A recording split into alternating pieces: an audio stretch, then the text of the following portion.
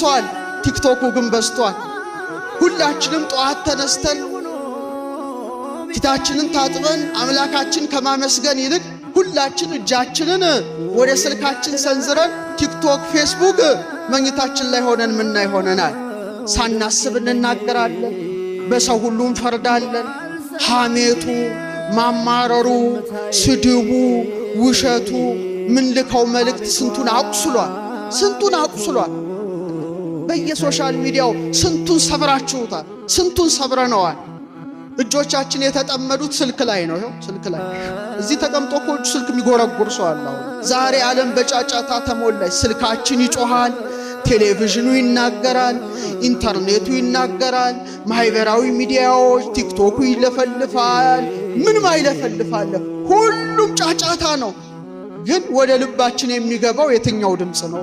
ይህ አይንህ ወይ ወደ መንግስተ ሰማያት ሊያስገባ ይችላል፣ ወይም ወደ ገሃነመ እሳት ሊያስጥል ይችላል። የአይናችን መክሊት በቲክቶክ ውስጥ እንደተቀበረ የጆሮአችን መክሊት ደግሞ በጫጫታ ውስጥ ተቀብሯል። ዛሬ ብዙዎቻችን ደክሞናል። የምንሰማው ነገር በዛ፣ በጣም በዛ። ቲክቶኩ በዛ፣ ጫጫታ ውስጥ ተቀበረ መክሊቱ። አደራችሁን ለእግዚአብሔር ቃል ጆሮአችሁን እንክፈት። ለዓለም ጫጫታ አይደለም። ስንቴ ኢየሱስ ክርስቶስ አንኳኩቶ ተመለሰ? ስንቴ ተመለሰ መሰላችሁ? እኔና እናንተ ጋራ የፍቅር ድምፁን ያሰማል፣ ሁሌ ያንኳኳል። ጆሮአችን ግን ለክርስቶስ አልተከፈተም። ዛሬ ውሸታሞች ስለሆንን አቤት ገሊት እኮ አፏ ነው እንጂ ልቧ ንጹህ ነው። ውሸት። ውዳሴ ማርያም ለመጸለይ እኮ ትግል ስግድስ ለምኝል አይምሮ የለም ለማውራት ግን ታታታታታታታታ ሲል እግዚኦ። አንድ ቀን ጌታ ይመጣል። አንተ ይልሃል ምላስን ሰጥቼ ነበር ግን አላመሰግንከበትም ይላል። ዛሬ ከምናማበት ይልቅ ነው ወይስ ምናመሰግንበት በቀን የሚበልጠው?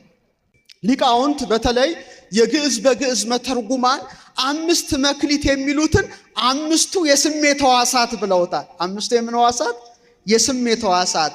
ርዕይ ማየት ምናችን ያያል? አይናችን ያያል። ሰሚ መስማት ምናችን ይሰማል?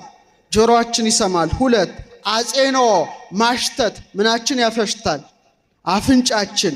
ጢም መቅመስ ምናችን ይቀምሳል? ገሲስ መዳሰስ ምናችን ይዳስሳል? እጃችን ይዳስሳል። ስለዚህ እግዚአብሔር ለእያንዳንዱ ምን ሰጥቶታል? 5 የስሜት ሕዋሳት ሰጥቶታል። እኔም አንተም አንቺም ሁላችንም ምን አለን? አይን አለን፣ ጆሮ